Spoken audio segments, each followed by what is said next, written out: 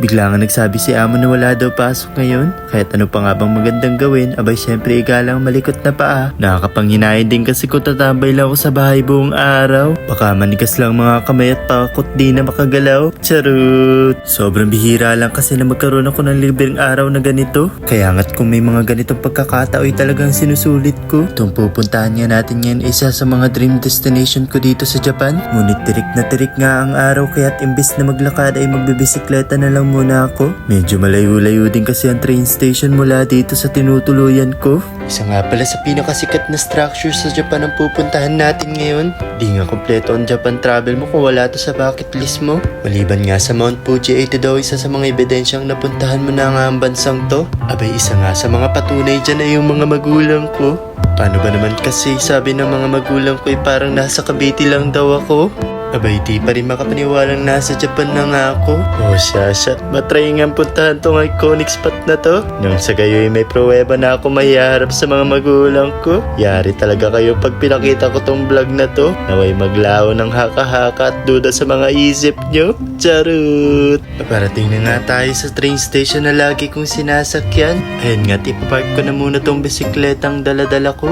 Dito nga pala ang designated parking area para sa mga commuters na nakabisikleta dito sa Japan. Usually nga nasa gilid lamang ito ng mga train station kaya di ka mahihirapan. Abay magugulantang ka na lang talaga't naimpon ng bisikleta mo't wala ka nang nadatnan. Abay barya lang naman ang ibabayad dito at mapapanatag na loob mo. Churinjo nga pala ang tawag sa ganitong parking lot, specially designed para sa mga bisikleta lamang. Napaka-convenient nga kung sa lahat ng station ay may makikita kang ganito. Problema nga laang ay napakadaming bisikletang nakapark rito. Paano ba naman mas marami pa atang hapon na bikeries kesa sa mga motorist ang nandirito? Sa inababa nga ng nilakbay ko'y butit may nakita na rin ako yung espasyo. Mukhang bandang dulo na ata ito na parkingan kaya't mamaya sasakyan ko na yung bike pag uwi ko. Kahit nga safe sa Japan ay wag na wag mong kakalimutang ipadlock ang bisikleta mo. Lalo't isa pa naman to sa mga punteriya ng mga mandurukot dito. Iwanan mo na ang iPhone mo't pitaka sa daan. Wag lang ang bisikleta at payong mo na nakatiwangwang. Panigurado wala ka nang babalikan. Huwag nyo nga rin pala iwawala ang ticket na to dahil ito nga ang gagamitin mo mamaya pag ilalabas mo na ang bisikleta mo. Nga't lalakad na tayo papunta dun sa station. Nabanggit ko na ba sa inyo kung saan yung pupuntahan ko? Abat kung hindi pa nga ito na uumpisahan ko. Pero syempre bago yan ay lalabas muna tayo dito. Nang sa gayon ay dire-diretso ko nang masabi sa inyo. Sa may unahan ngay may makikita kayong makitid na daanan. At sa may gawing kanan naman tayo daraan. In 200 meters turn to your left and then turn to your right. Para naman masabi mong ako ang yung Mr. Right. Sheesh!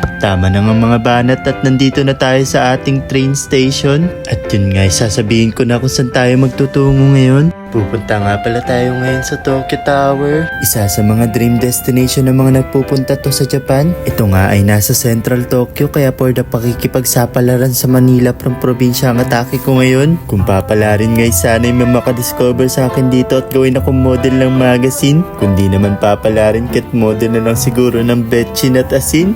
Sheesh! Ayun nga, hihintayin na naman natin yung train. Total sanay naman na akong naghihintay. Yung reply nga ni Crush na after a year pa dumating na hintay ko nga. Yun pa kayang paghihiwalay nila ng partner niya nang maka-eksena na ako agad. Charot! Uy, bad yun, oy! Ayun nga't nakasakay na ako sa aking first train. Puno nga mga upuan kaya't standing positioning muna tayo for today's travel. Malapit lang din naman yung pagtatransferan ko na station after nito. Kaya't onting tiis-tiis na lang muna lalo't kasalanan ko din naman na tinanghali na ako ng gising kanina.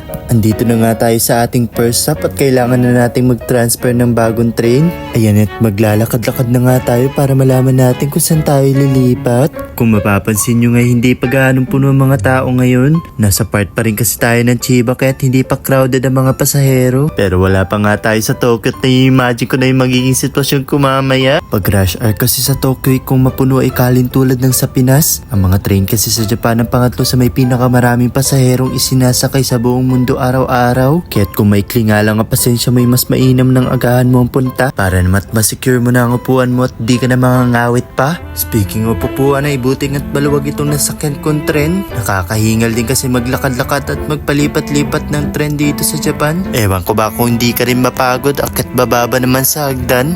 Habang nasa biyahe nga ay bigla ko natanaw itong Tokyo Disneyland. Pag nagkaroon nga ulit ng oras ay malamang pupuntahan ko rin to. From Soga Station ngayon nakarating na tayo dito sa Hachibori Station. Kinakailangan pa nga natin mag-second transfer ng train. Pero bago nga tayo makapag-transfer, kailangan nating harapin tong pagsubok na to. Isa nga ito sa mga sekreto ng mga Hapon kung paano nila napapanatiling fit at healthy ang kanilang katawan. Kaya kahit hindi sila palaging nasa gym, parang may automatic workout na sila araw-araw. Unti-unti nang nanlalaban yung pantog ko kaya't magsisiyar na nga muli ako. Pagkatapos ngayon, na rin natin ang outfit check dahil sa CR lang may full body mirror. Ayun nga't nakasakay na nga tayo sa huling train na sasakyan ko bago tayo makarating sa ating destination. Ilang minutong lakad na lang siguro yung makakalabas na rin tayo sa mga station na to. Ayan nga't nakita ko na yung machine kaya't halikan at itap na natin tong card ko. Finalit na aninag ko na nga yung liwanag mula sa hagdan na tinutungo ko ngayon. Halos ilang oras din kasi tayong labas-pasok sa loob ng tren. Buti na lang kamay napakalakas pa nitong mga tuhod ko. At kung magkataong mahinay baka ako'y natalisod na't nahulog sa'yo. Sheesh! Nandito na nga tayo sa Tokyo. Talagang ganito pala talaga ang itsura dito. Maingay, mausok at punong-puno ng pangarap ang bawat mga tao. Buti nga at di ganun kadami ang tao ngayon dito sa Tokyo.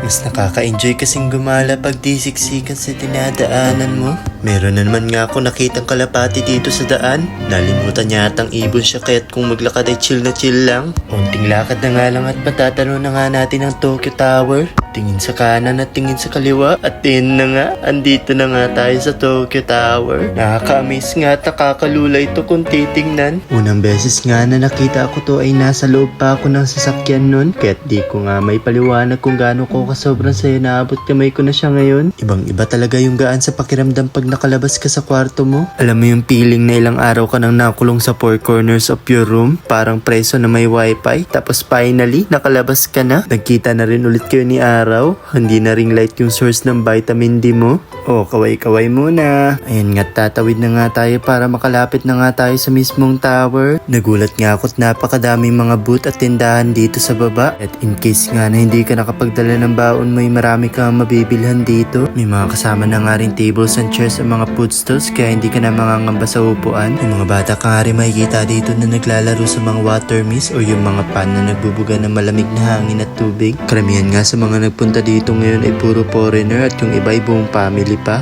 Ayun at kumana na ako agad para makapunta na tayo dun sa target location spot natin. Kulang-kulang 3 to 5 minutes din siguro to kung lalakarin mula dun sa harap ng Tokyo Tower kanina. Habang naglalakad nga ako nito, wini-wish ko sa sarili ko na sana unti lang ang tao ngayon. Ayoko kasi abutin na naman ako ng dilim kung magkataon. Ilang hakbang na nga lang at nakikita ko na yung mga nakapila. Tingnan nyo nga si Boss Madam at ayan nakaposing na. Awit, dami namang nakapila ngayon. Pero wala tayong no choice at nandito naman rin lang tayo at kahit maghihintay na laang.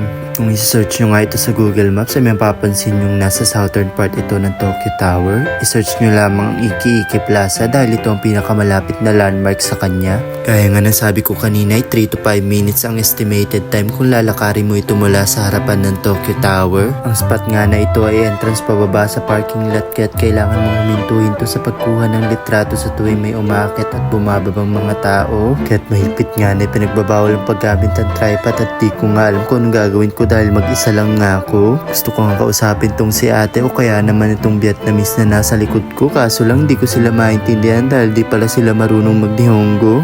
Ingat, mukhang malapit na matapos sila ate sa pagpipicture kaya't magpe-prepare na nga ako. 二人の間通り過ぎた風はどこから寂しさを運んできたの泣いたりしたその後の空はやけに透き通っていたりしたんだ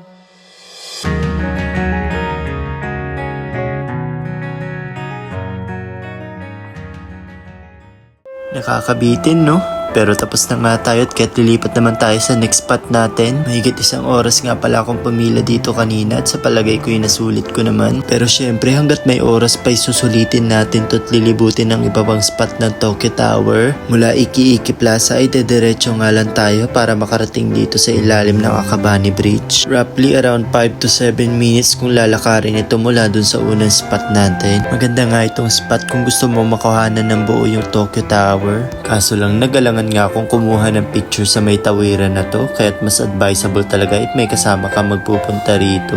Kaya ang ending nga, hindi ako nagkaroon ng magandang larawan dito, kaya't ano pa nga bang gagawin natin? Syempre, pabawi tayo sa next spot natin.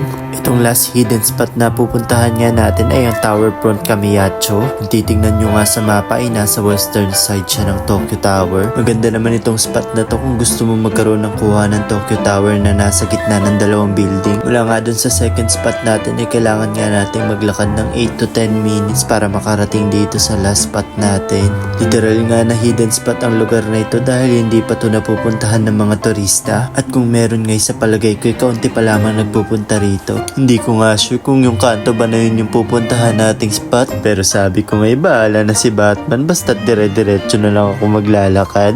Ang hirap kasi hanapin ng mga hidden spot pag nakatago eh. Charot! At ayun na nga, lumitaw na nga siya, hingang malalim. Alam nyo ba na ang Tokyo Tower ay mas pataas pa kaysa sa Eiffel Tower ng Paris? Mga 13 metro ang lamang. At alam nyo rin bang gawa sa halos 4,000 toneladang bakal at karamihan dito ay recycled mula sa mga lumang tangke noong Korean War? Kaya hindi lang siya basta isang simpleng tore kundi simbolo ng kapayapaan na natamo ng Tokyo noon. Nakadisenyo rin ito para kayanin ang malalakas na lindol at bagyo kaya't hanggang ngayon ay nakatindig bilang isa sa pinakasikat na landmark sa buong Japan. Ayan nga't matapos puntahan yung tatlong spot ay bigla na lang nakaramdam ng pagkatuyo yung lalamunan ko. Itong malaking bote na nga yung kukunin ko't lalo't mahaba-haba pa yung lalakarin ko. At dahil itong isang bote lang naman ang bibilin ko, ako na lang mag-checkout nito sa counter. Common nga mag-self-checkout dito sa Japan lalo't kung hindi naman ganun karami ang bibilhin mo. Malaking bagay nga ito't lalo kung nagmamadali ka at ayaw mo nang pumila ng pagkahaba-haba sa counter. Ayan nga't uupo muna tayo saglit sa gilid bago tayo sumabak sa matinding lakaran ulit mamaya pag uwi. Sobrang sulit nga yung pagpunta natin dito sa Tokyo Tower. Grabe ang view at ang experience. Pero higit sa lahat ay sulit kasi kasama ko kayo sa bawat kwento at lakad ko. Kasi alam nyo ba kung ako lang, baka nag-selfie lang ako tapos umuwi na ako agad. Sana'y kahit sa simpleng video nga na to'y nakapagbigay ako sa inyo ng konting set inspirasyon magpunta rin sa bansang to. Kaya hanggang sa mga susunod na gala pa natin, abangan nyo't baka mas mataas pa sa Tokyo Tower ang ating puntahan. At kung ayaw nyo naman ay baka doon na lang sa mas mababa tulad ng sa convenience store.